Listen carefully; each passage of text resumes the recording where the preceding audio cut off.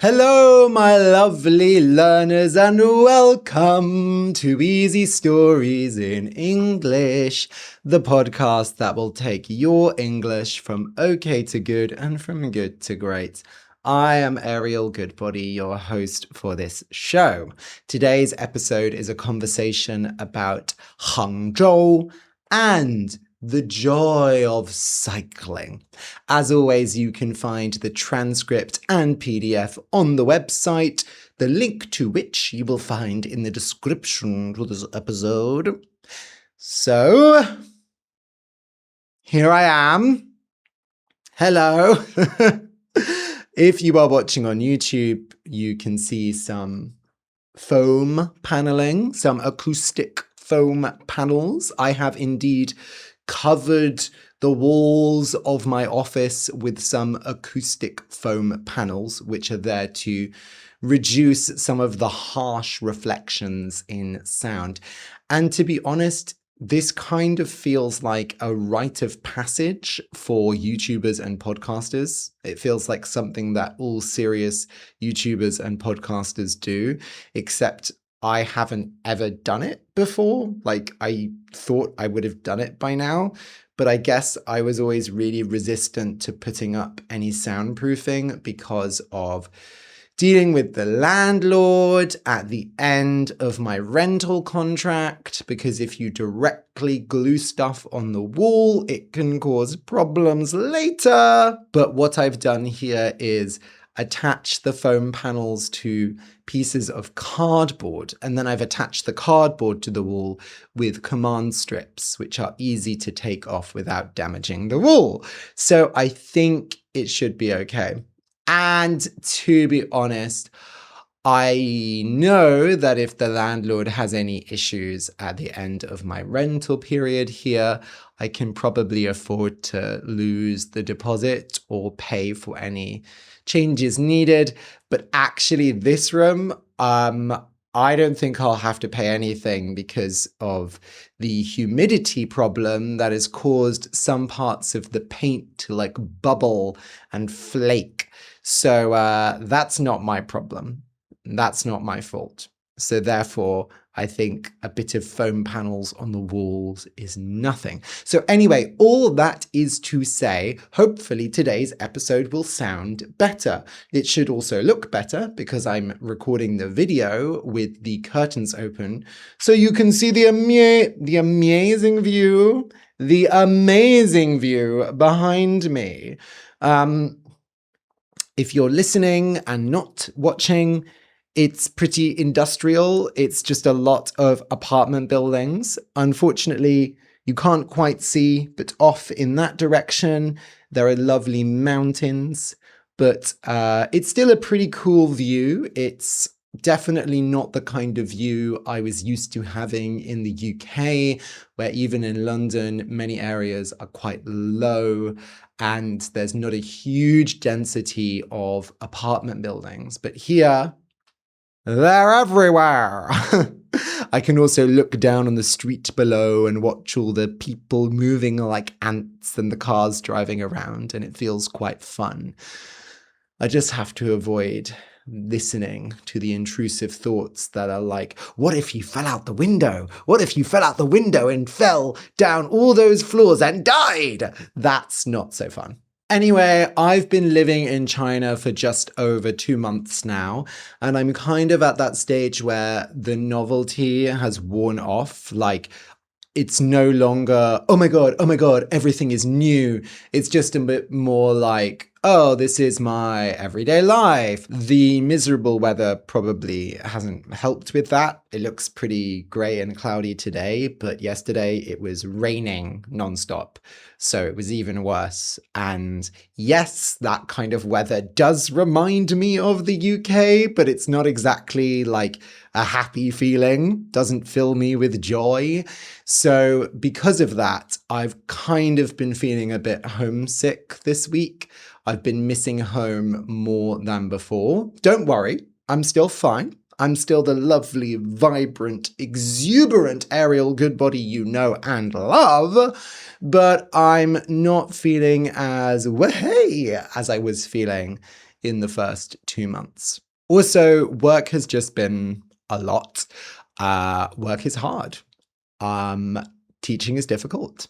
And we have a long time before our next big holiday. We do have some little holidays coming up in November and December, but the big holiday is Chinese New Year, which is in February. And it's like a North Star guiding me towards it. Like, I will make it to February and have an amazing holiday. And actually, I'm really looking forward to that holiday because I'm going to Cambodia with my parents. And one of my friends is coming to visit me from the UK in China. So it's just going to be really lovely. My Chinese studies have been honestly flourishing.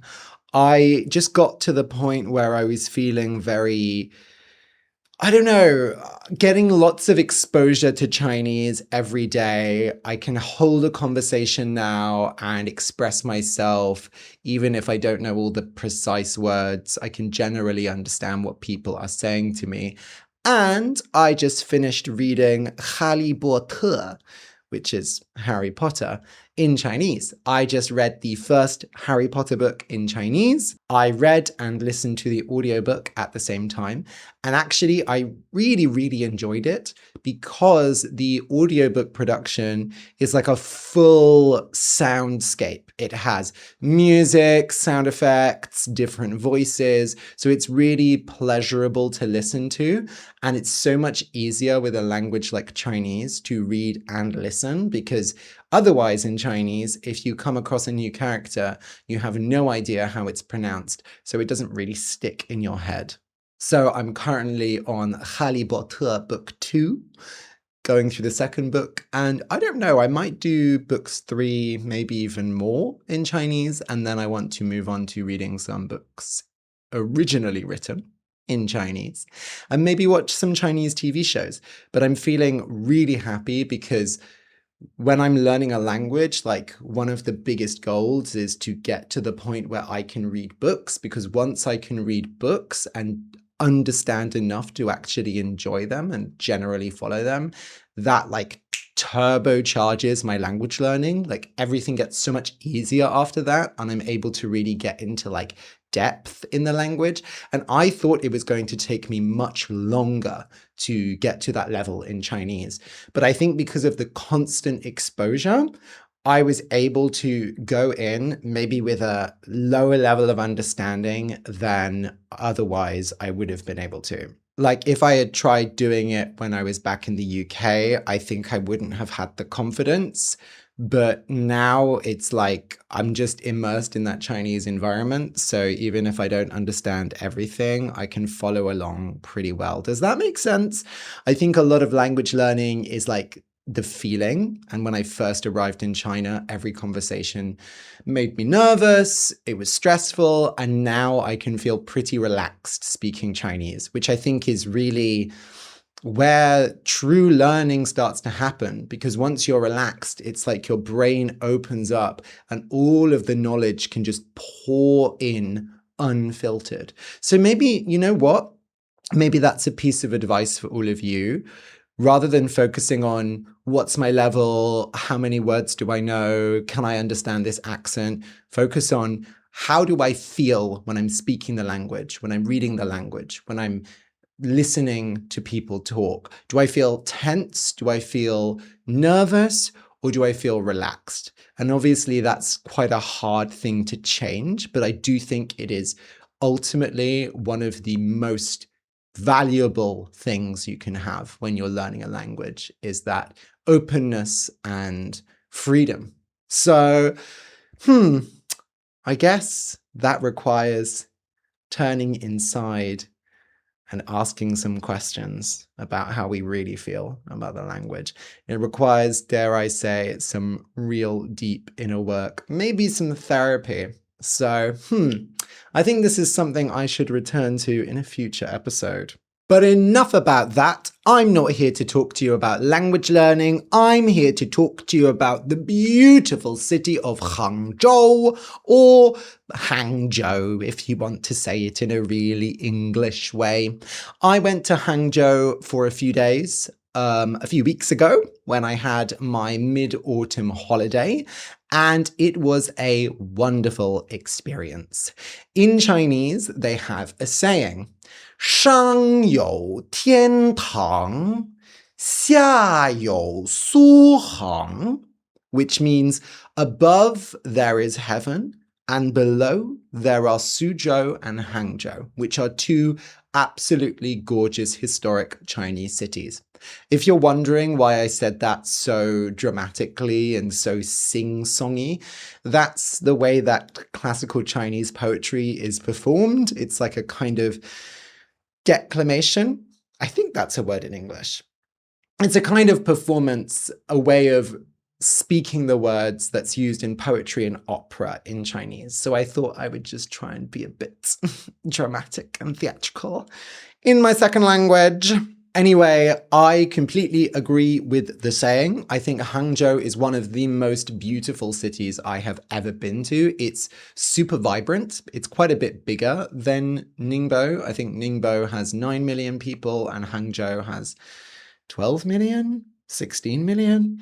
It's a bigger city, and I really felt it as soon as I arrived. So I got the high-speed train from Ningbo to Hangzhou, and as soon as I got out of the metro station to go to my hotel, and I kind of was in the center of the city and felt the energy, I immediately felt like such a buzz, such an energy that I haven't really felt in Ningbo. Ningbo is a much more quiet city, but Hangzhou felt very bustling, alive, a bit chaotic, and like it has a lot more culture going on.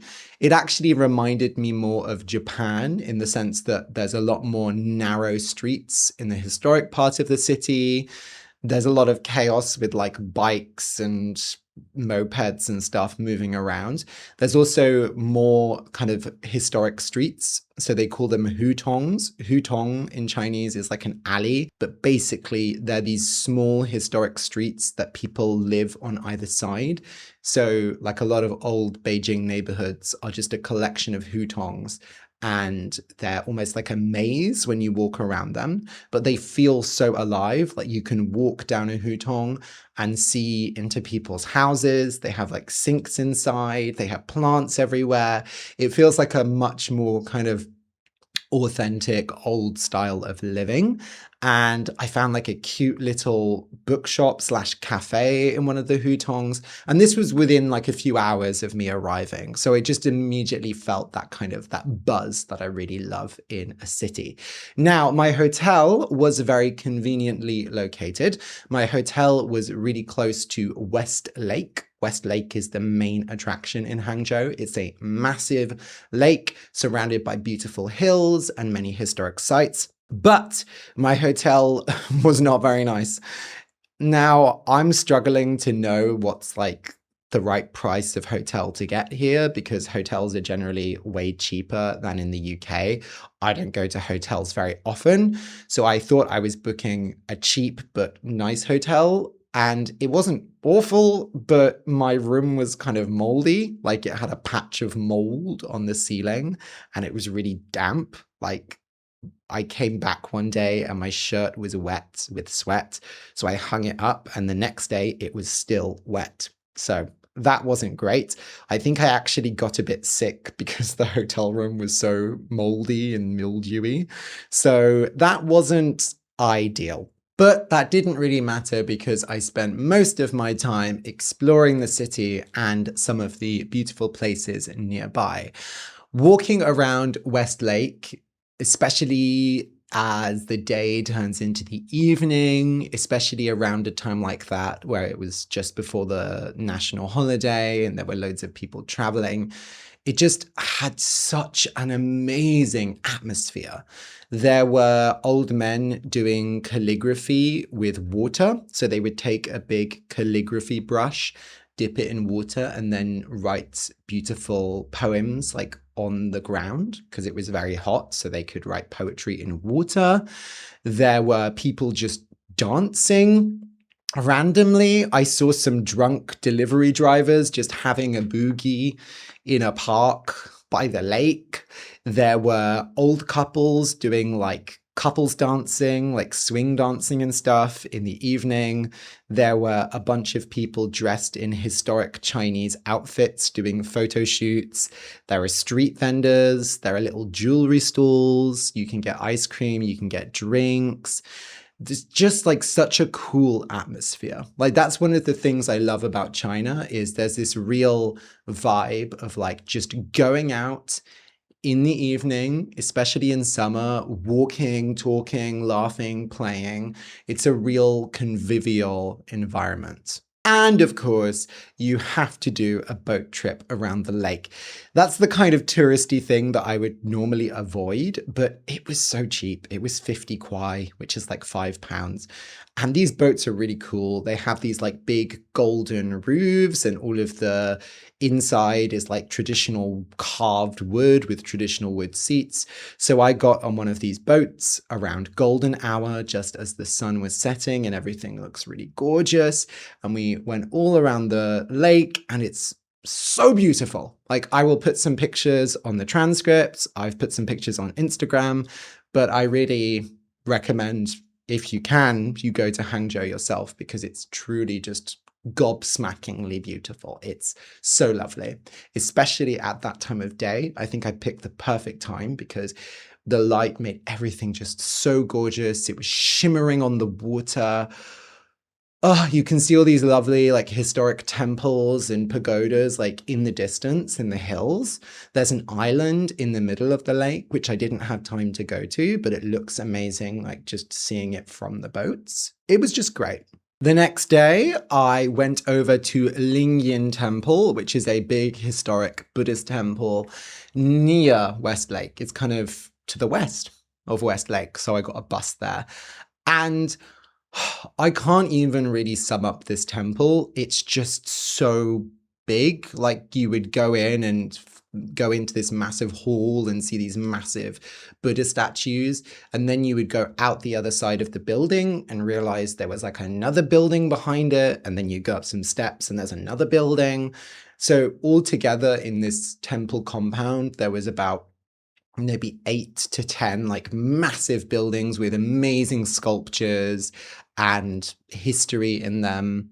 There was this room that had, I think it was 500 arhats. So an arhat in Buddhist mythology, I guess, is someone who has attained enlightenment. So it's basically just 500 statues all lined up of these guys who attained enlightenment. And every one of them has like a different facial expression. Like some of them look confused, some of them look happy, some look sad, some look serious, some are laughing, some of them are holding animals, some of them have a cup of tea, some of them are doing magic and like conjuring smoke.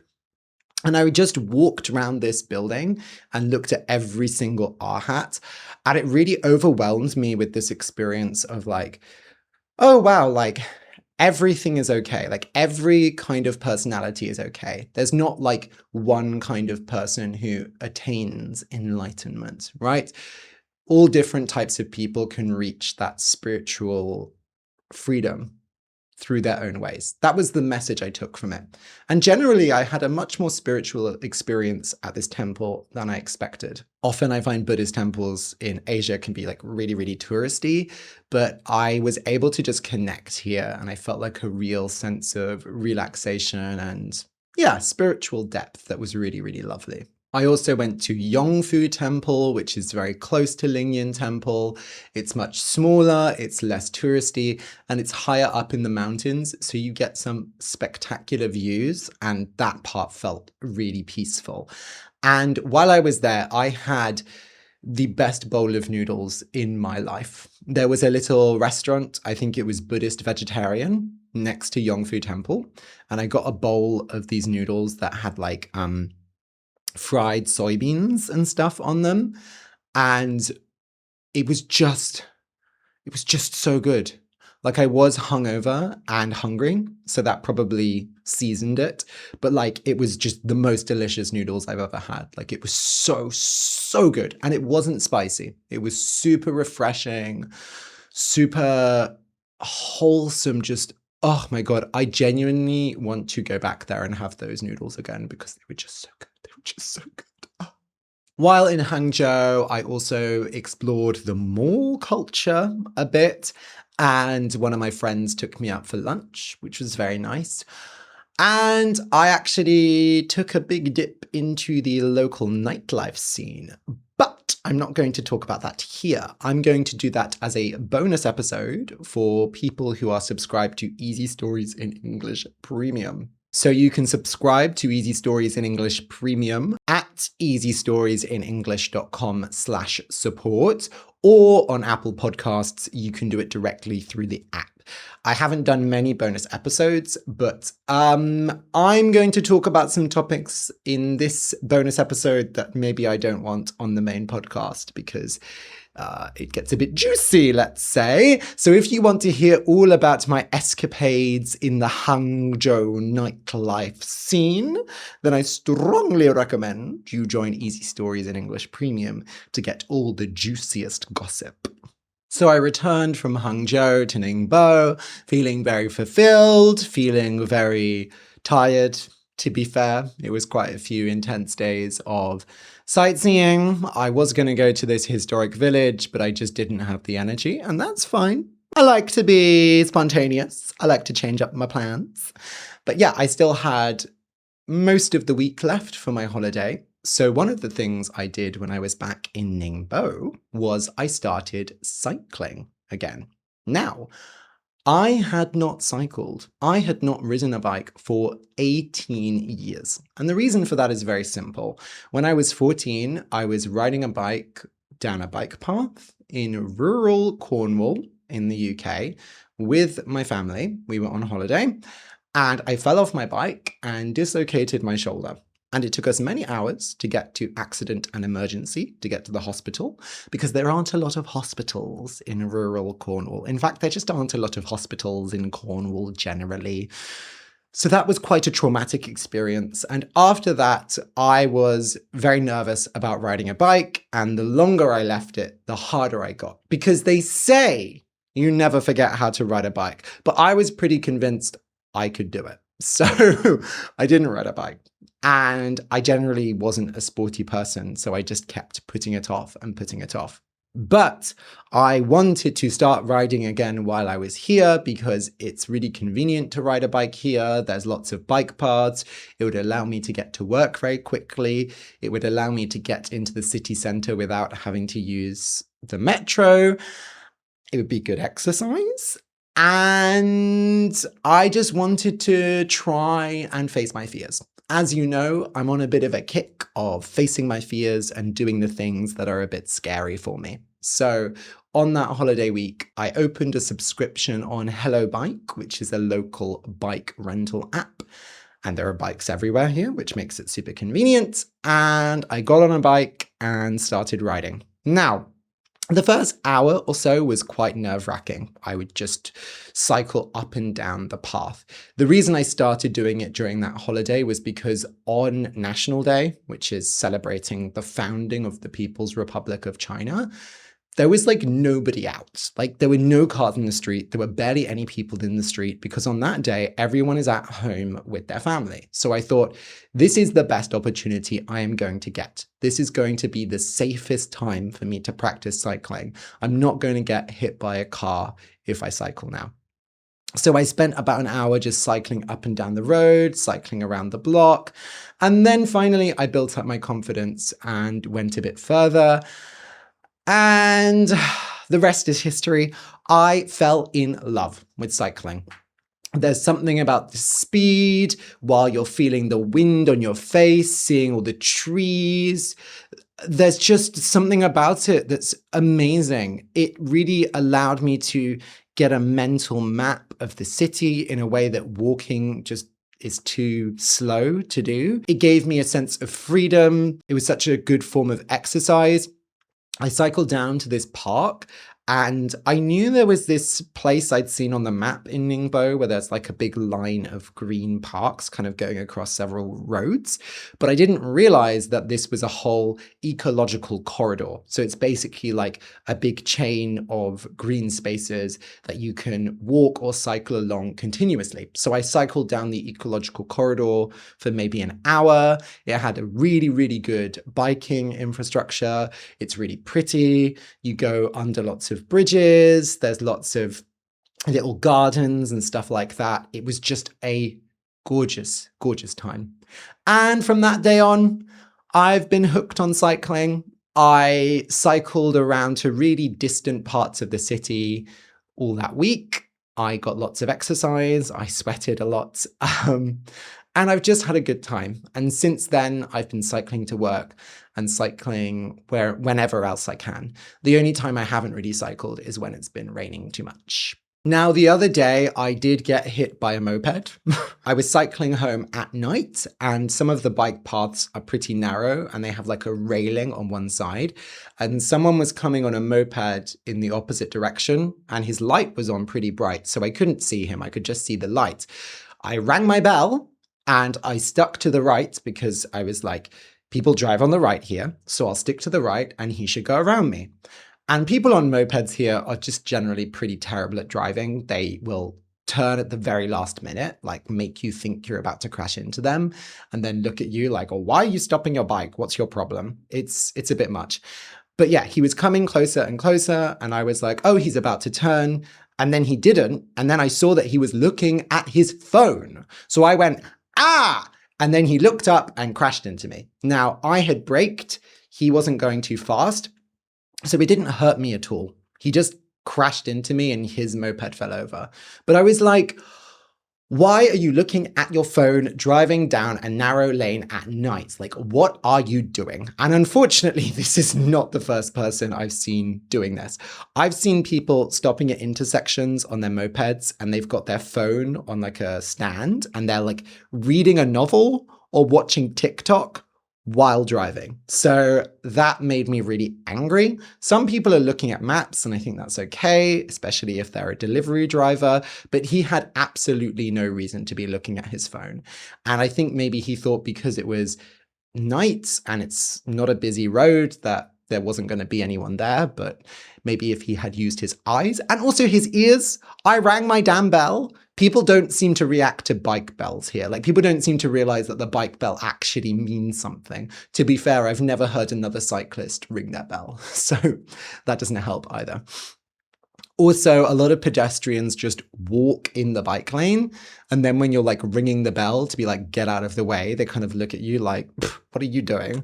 And I'm like, well, you've got a bloody pavement right next to you that's designed for you to walk on. There's no reason for you to walk on the bike lane. Why are you walking on the bike lane? Sometimes they'll walk like right in the middle of the cycle path. It's annoying. Also, on that holiday, I went to the hospital and got an eye test.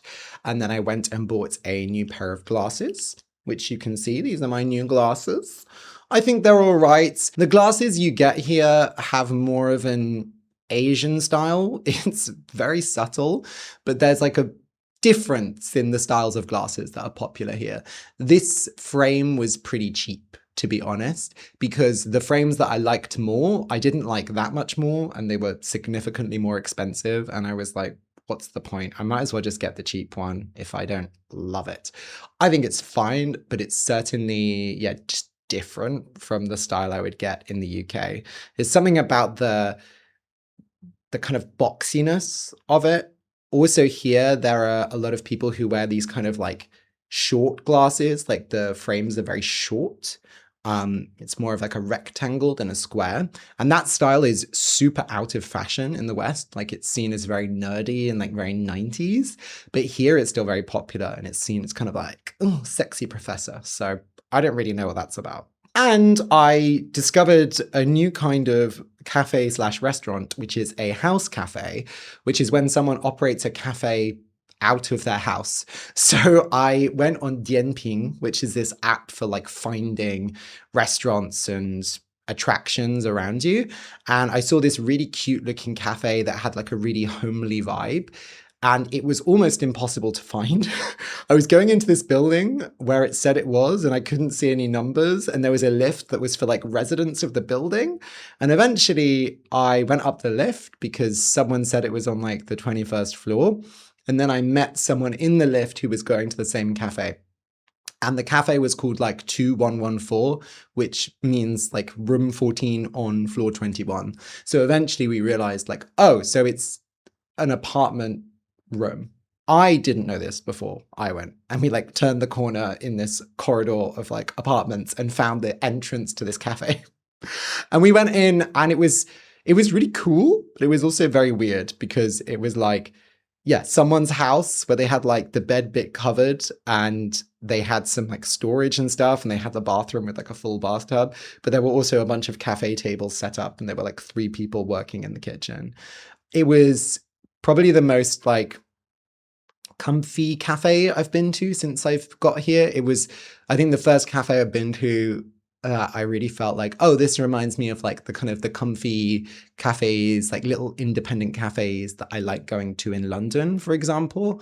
So that was nice, but it was just such a surreal experience. And apparently house cafes are very trendy right now in China. So there we go. In the UK, it would almost certainly be illegal, or I just think people wouldn't want to do it. But here it seems to be kosher. So yeah. Several of you have asked about the results of my Japanese exam, because as you may remember, I did a Japanese exam earlier this year, and I did get the results. I just forgot to tell you before.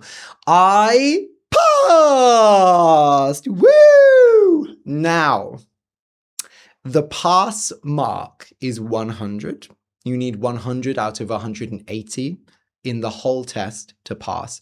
And there are 3 sections, each worth 60 marks, and you need at least 20 in each section to pass. I got precisely 100 overall. I got the exact pass mark. And at first I felt a bit like, oh my God, is that a bad thing? And then I thought, no, that means I was maximally efficient. I calculated the precise right amount of time to dedicate to studying, and I got exactly what I needed, and I did not invest any unnecessary effort. And to be honest, given that I was changing jobs and preparing to move to China, and I was like traveling quite a bit while preparing for this exam, I think I did really well. Also, this is an exam that very few people pass who have not lived in Japan. So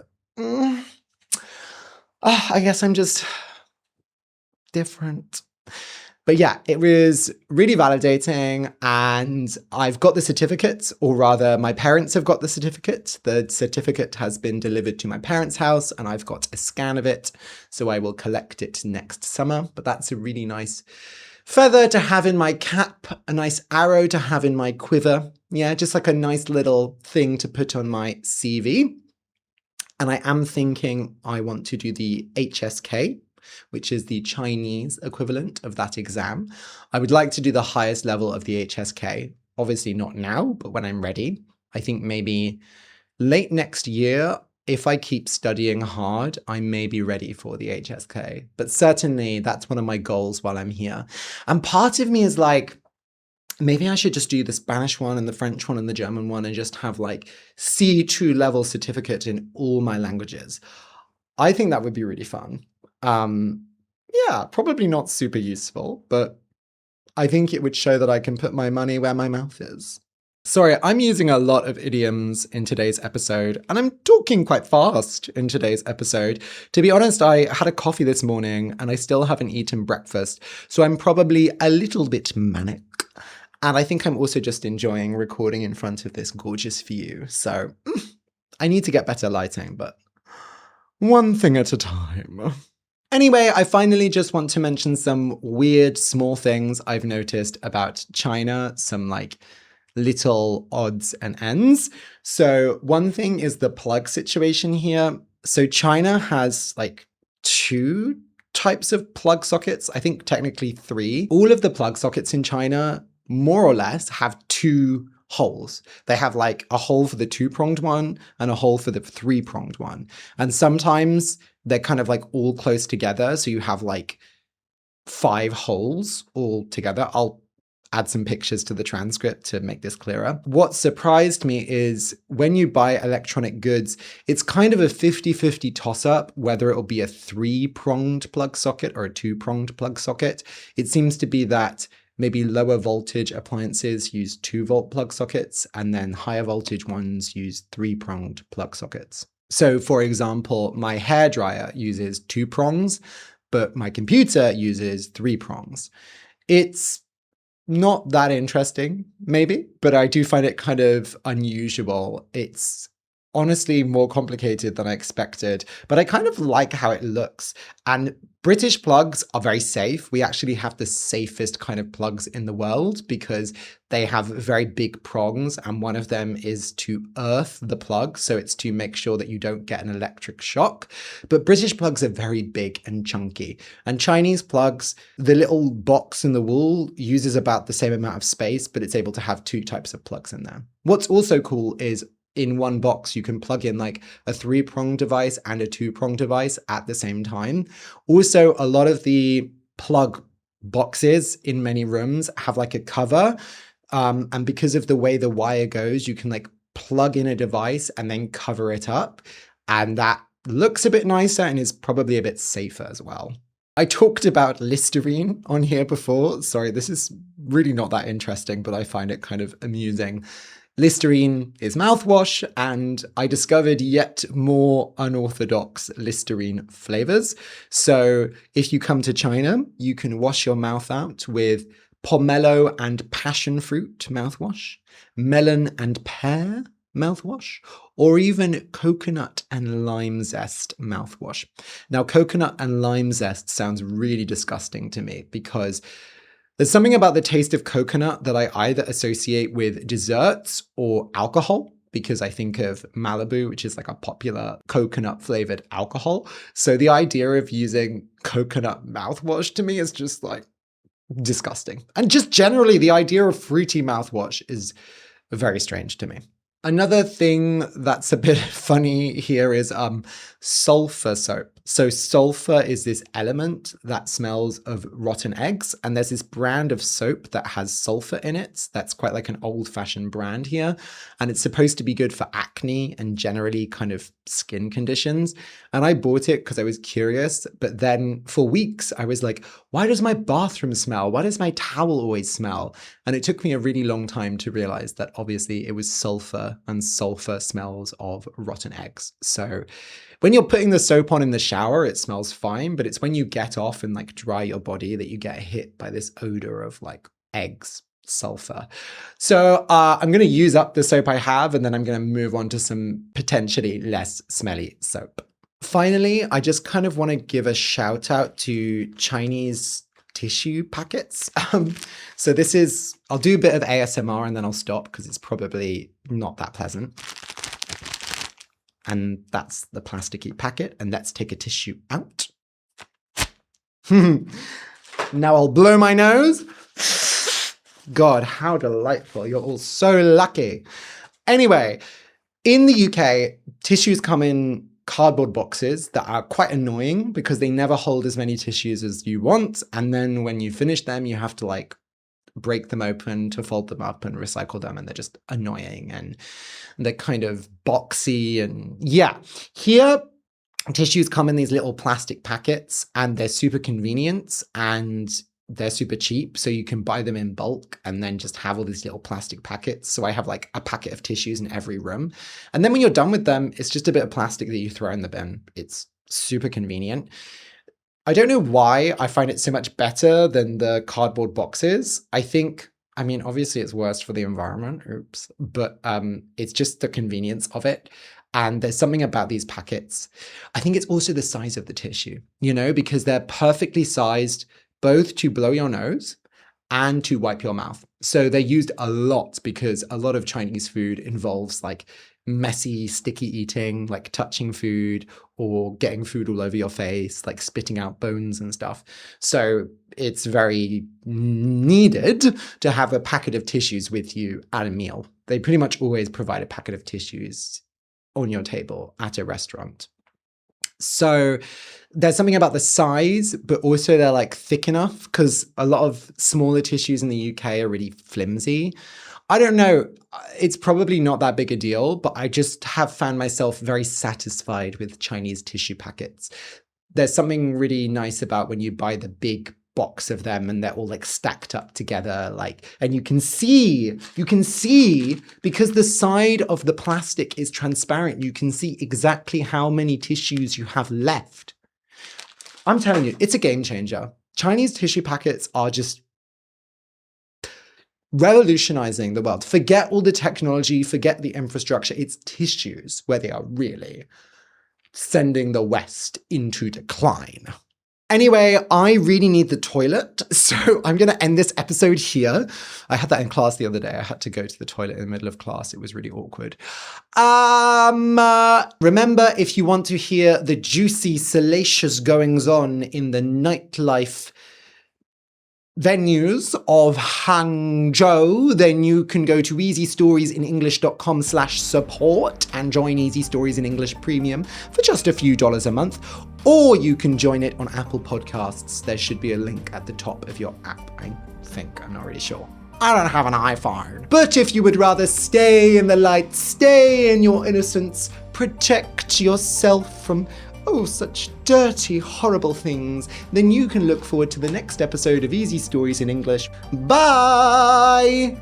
No, I really need the toilet.